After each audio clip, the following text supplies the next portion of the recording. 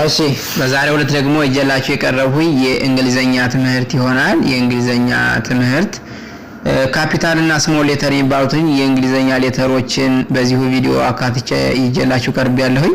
ስለዚህ ቪዲዮውን እስከ መጨረሻ ሳታቋርጡት ማየት ይኖርባችኋል ማለት ነው። እንዲሁም ደግሞ ደጋግማችሁ በመመልከት ከዚህ ቪዲዮ ላይ ያሉትን የእንግሊዘኛ ሌተሮች በካፒታል እና በስሞል የተጻፉትን እናንተ ወረቀት ላይ በማስፈር የጽሁፍ ክህሎታችሁን መለማመድ ይኖርባችኋል ማለት ነው። እንግዲህ እዚህ እንደምትመለከቱት በብሉ ከለር ወይም ደግሞ ሰማያዊ ከለር የተጻፉት በሙሉ ምንድናቸው?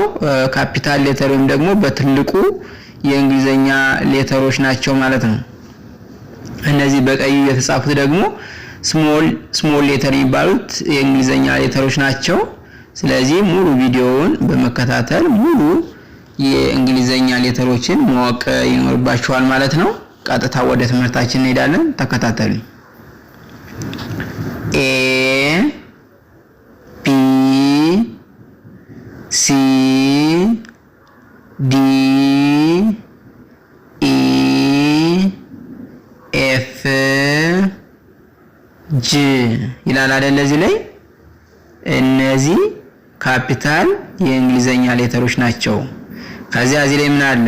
በስራቸው ስሞል ሌተር የሚባሉትን እዚሁ ላይ በቀዩ ጽፌላችኋለሁ ማለት ነው። ስለዚህ እነዚህን በደንብ አድርጋችሁ መረዳት ይኖርባችኋል ማለት ነው። ምሳሌ አሁን ኤ እዚህ ላይ ያለች ኤች ስሞል ሌተር ኤ ነች። ኤች ካፒታል ሌተር ቢ ኤች ስሞል ሌተር ቢ፣ ኤች ካፒታል ሌተር ሲ ኤች ስሞል ሌተር ሲ፣ ኤች ካፒታል ሌተር ዲ ኤች ስሞል ሌተር ዲ፣ ኤች ካፒታል ሌተር ኢ ኤች ስሞል ሌተር ኢ፣ ኤች ካፒታል ሌተር ኤፍ ይችኛዋ ስሞል ሌተር ኤፍ፣ ኤች ካፒታል ሌተር ጂ ይችኛዋ ስሞል ሌተር ጂ።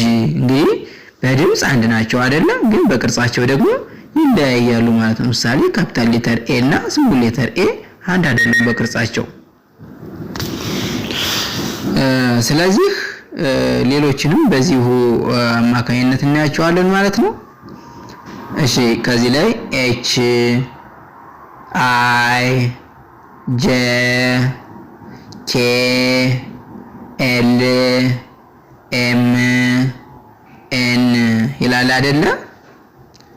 ኤች ካፒታል ሌተር ኤች፣ እቺ ደግሞ ስሞል ሌተር ኤች፣ ካፒታል ሌተር አይ እቺ ስሞል ሌተር አይ፣ ካፒታል ሌተር ጄ እቺ ስሞል ሌተር ጄ፣ ካፒታል ሌተር ኬ ስሞል ሌተር ኬ፣ ካፒታል ሌተር ኤል እቺ ስሞል ሌተር ኤል፣ እቺ ካፒታል ሌተር ኤም እቺ ስሞል ሌተር ኤም፣ እቺ ካፒታል ሌተር ኤን እቺ ስሞል ሌተር ኤን ይሆናሉ ማለት ነው።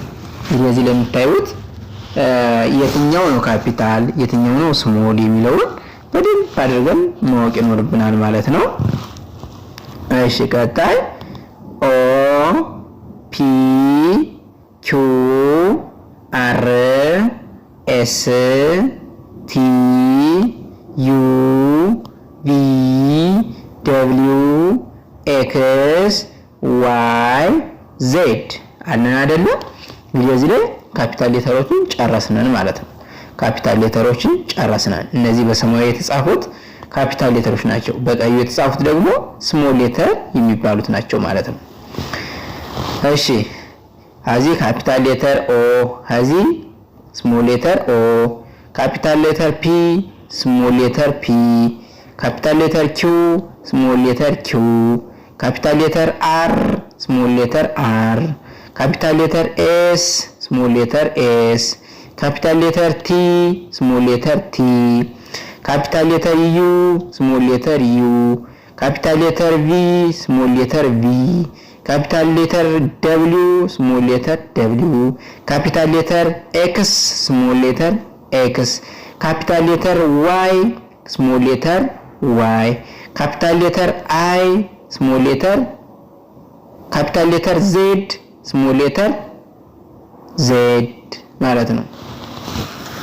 ስለዚህ ውድ ተመልካቾቻችን ይህንን በዚሁ እንዲሁ ከተመለከትን ምን እናደርጋለን?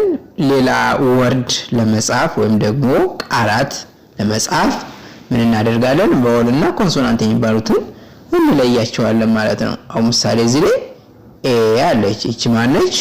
ቫወል ሌተር ወይም ደግሞ አናባቢ ትባላለች። ኢ አለች እዚህ ላይ አይ አለች። ከዚህ ማን አለች? ኦ አለች። እንግዲህ እነዚህን ቫወል ሌተሮች በመጠቀም ማንኛውንም አይነት ማንበብ ሆነ መጻፍ እንችላለን ማለት ነው። ስለዚህ ቅርጻቸው ምን ይመስላል፣ የትኛው ቫወል ሌተር የትኛው ኮንሶናንት ሌተር የሚለውን ካወቅን በኋላ ማንበብ ሆነ መጻፍ አንቸገርም ማለት ነው።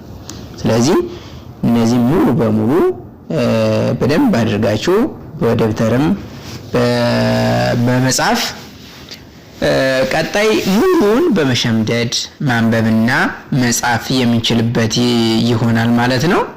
እንግዲህ ይህንን ቪዲዮ እስከመጨረሻ ከተከታተላችሁ ውጤታማ ትሆናላችሁ ብዬ ተስፋ አድርጋለሁ። እንግዲህ በዛሬው ዕለት ይዤላችሁ የቀረበው ቪዲዮ ከዚሁ ላይ አጠናቅቃለሁ። በሌላ ቪዲዮ እስከምንገናኝ መልካም ጊዜ